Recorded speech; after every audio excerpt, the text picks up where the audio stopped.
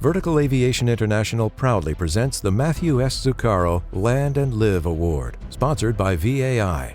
This award recognizes outstanding aeronautical decision-making, crew resource management, and/or coordinated actions performed by helicopter pilots, flight crew members, or maintenance personnel during the year.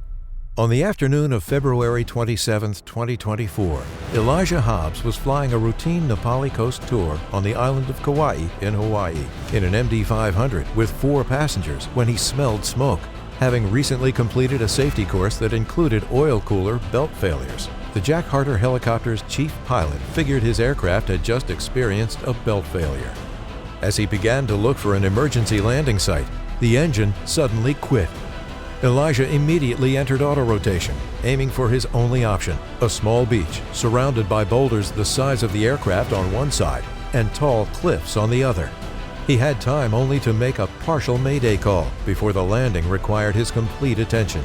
The beach sand was uneven, causing the helicopter's uphill skid to make contact first.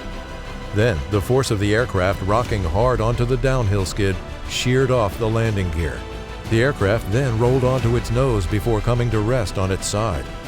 Elijah quickly cut power and shut off fuel before helping the 2 female passengers who'd been sitting next to him exit the aircraft.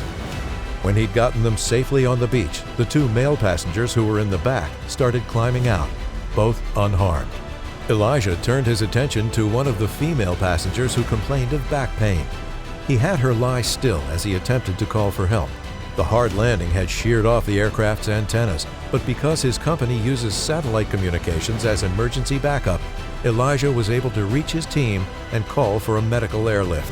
He focused on keeping his passengers informed and comfortable as they waited for their rides back to the airport.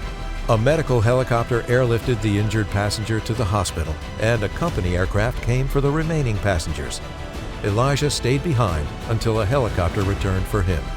An Idaho native, Elijah learned to fly in his home state in 2009, building time as a flight instructor before moving to the Hawaiian Islands. Today, he credits his more than 11,000 flight hours and intimate knowledge of Kauai with the positive outcome that February day. Elijah hopes his story encourages others to take their training seriously. He attributes his ordeal's positive ending to practice and repetition. He readily admits it could have been a lot worse had he not followed that philosophy.